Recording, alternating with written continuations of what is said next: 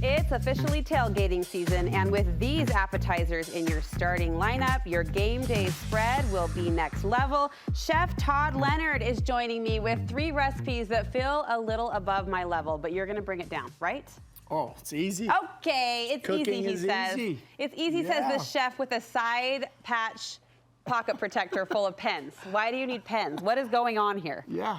Got to write notes. He's ready. A very Sharpie. Technical, very technical. A meat thermometer. He's ready. He's ready. Okay, Yep. 3 apps, as you call them. Well, first we want to talk about the Thai sticks. That is super fun. Oh my gosh. Super easy. Thai sticks. You can do it ahead of time. Ooh. Yeah, I use the Thai flavors for it. Okay. And like satays. This is a satay, like Is this a zucchini? peanut satay, and that is a zucchini. So all I've done was take a zucchini out of the garden. Yeah.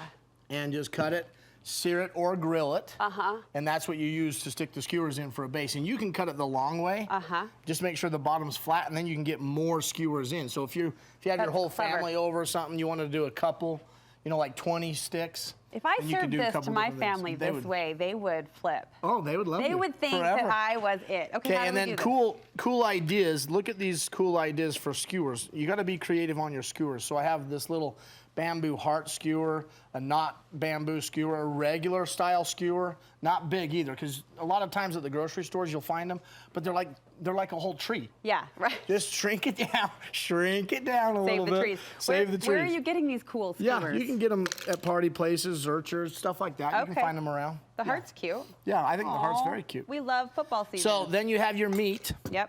And I've got it marinated in Thai flavors, lime juice, fish sauce, garlic, chilies, cilantro, all those fun things. Mm-hmm. And I've cut the meat so that they're not big. Remember, this is an appetizer. You don't want to feed them. You want to get them happy. Get them excited. Get your people happy. Okay. So that's really how easy it is. And then that just sits either into a saute pan to sear. Ooh, there's the sizzle. Yep, that either goes into a pan to sear that, or it can go right onto the grill. Okay. Either way you want to do it. And you were soaking your sticks. Yep, and then that's a very good note is I soak the sticks because on the grill, by soaking them in oil, not water, you'll be able to get a little longer so they won't burn. Oh. And if you soak them in water, it'll still help too, but the water will evaporate quickly. Okay. Okay. Great. So that's that. Now, Done. let's move on to our meatballs. First, you want to start off with some delicious red meat. I actually process myself. I was going to say, I noted the recipe said good ground beef. Good ground What, beef. aside from processing it ourselves, what constitutes good ground beef? Well, I know a lot of people have KitchenAids. Yeah? And these days, there's a lot of easy and inexpensive grinders that you can grind your own meat. Oh. And the reason why I suggest grinding your own meat is because meat, when it's ground, the outside of the meat where the bacteria is kind of goes into the meat, right? Okay. So you want to use fresh cut meat, and then there's no bacteria. So I get the fresh cut meat from my butcher. Yep. Bigger pieces, and then you cut it down into small pieces and then send it through the grinder. Using my KitchenAid. And KitchenAid has an attachment. Has an attachment you can use. Cuisinart has an actual grinder that is literally less than $100. So you can grind your own meat. It's very effective, and you can buy, I think Chuck is a great one because it has good amounts of fat. And so as you think about the fat content, you control it in your own home. Okay. So you can add what you think is 10%, 15%, 20%, 25%. If you want it greasy, 30%. So for the cook who wants to elevate, right? Yeah, Or for the aspiring chef who wants to have a patch protector with 16 if you pins want a in pocket it, protector, then start with the meat grinder. Start with the meat grinder. Okay, what? But you can buy really good fresh ground meat from your local butcher as well too. So this is a little bit lean, and I'm gonna lighten that up, not lighten it up, but kind of get it a little more rich with a little bit of cream. That's just heavy cream. While it's raw. Yep. I'm gonna also add just a tiny bit of egg, and that's gonna give it some richness as well. Okay, that's for flavor? Flavor. Okay. And binding and richness. Sure. Fresh chopped herbs. This is parsley and basil. Okay. Okay. Then of course, a little Chef Todd's. Listen, he's in everybody's pantry. Yeah, you can't go wrong with a little Chef Todd's. Okay, so then you put a lot of seasoning in there, maybe a pinch extra salt, pinch extra pepper, and that's it. You can season it with whatever you want. You can put some breadcrumbs in here. The reason why you would want to put some breadcrumbs in here is to collect the fat as it cooks. The breadcrumbs will kind of soak it up and keep it in the meatball instead of leaking it out all the no time. one's explained it to me like that before. In all my years of listening to people talk about meatballs. So the breadcrumb absorbs the fat. The breadcrumb can help with the fat and it preserves the flavor. Okay, yeah. It preserves the flavor. Good. So now you got this awesome meatball mixed up. You just want to ball them out. Yes. And you can just toast them in a pan, put them in an oven, whatever you want. You can present them in in a tapa plate style like this, or you could present them more in like a little dish family style with all the sprinkles. Are those cooked through? Yeah, I absolutely. want one. I've been smelling. Our studio smells amazing. And did you say put sprinkles on there?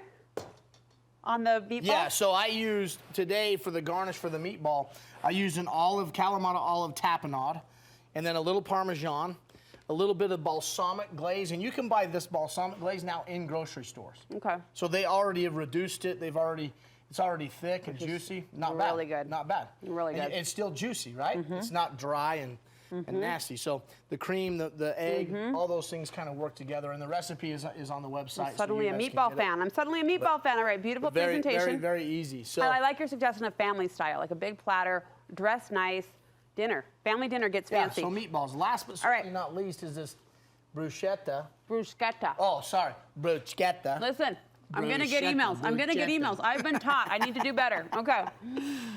Oh, delicious. Baby. What's going on? Untraditional, because that's how we roll, right? So this has artichokes, yellow roasted red peppers, red roasted red peppers, and of course, tomatoes, garlic, and basil. So the tradition's there, but I've stretched out a little bit more. The cool thing is, you gotta focus on the crouton. The crouton, the crostini, is so important, and a lot of people don't take it seriously. First, you need to start with a good extra virgin olive oil that has garlic in it. So this garlic's been marinating in there, and you want to just get a little pastry brush, brush each one of these. Take it seriously, he said. Take it seriously, because the bread's as important as the topping. Right.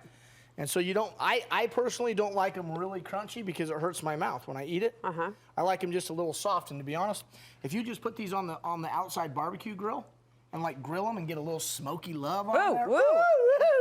Good point though about the softer bread. Yeah. We don't want it to cut our gums. We don't want it to cut our gums. Come on. Right? Okay. So we've got those now. Those are ready to go in the oven. I'll literally just take a little bit of Parmesan Reggiano, little tiny sprinkle there. Doing the chef sprinkle. Hunched, little hunched. Ooh. Listen to this. I love it. A little bit of salt and pepper. Salt, pep. Okay, and then they come out, and see, that's still got some soft to it. Yeah. And so when you bite it, it's actually delicious. It like gives into your mouth. The size too, I wanted to mention the size on this. Smaller. These are actually like sourdough rolls because it's the size that I want. Yeah. Sometimes baguettes get too big. Yes. And when you put it in, it's very uncomfortable. This is what a chef does. They think through all of these details for us. All right. So then you literally just take our delicious tapenade. Look how awesome flavors, colors. You put My mouth that is on watering. And I've already eaten 2 meatballs. Oh, baby. So you eat that, you just, you know what to do. Okay, I'm here for it. Save that for me. So Commercial break. That's our bruschetta. Okay. And all of this we literally teach to the students at UVU. And right now we're getting geared up for January enrollment. Okay. Come down, live the dream of cooking. You can live it with us right at UVU. It is a dream for so many people. Yeah, the idea of it's a sliding dream. into cooking school, starting in January. Your website has the information. Yep, uvu.edu. All right, thank you. Here's Thank you. to fancier appetizers than I've ever seen for a tailgate. But we're here for it. We're here for it. Recipes on our website.